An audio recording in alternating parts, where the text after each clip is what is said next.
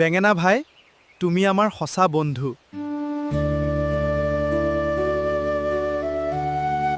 বেঙেনাই সদায় আনৰ সহায় কৰিবলৈ আগবাঢ়ি আহিছিল।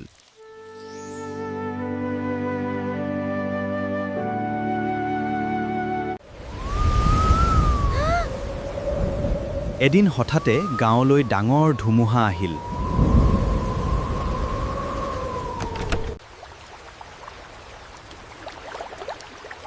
ভাই, আমাৰ গছবোৰ বাচিব নেকি?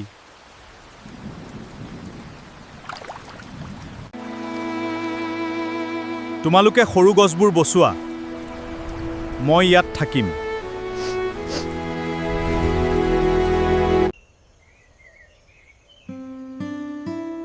নাই ভাই, তুমি অকলে নাথাকিবা।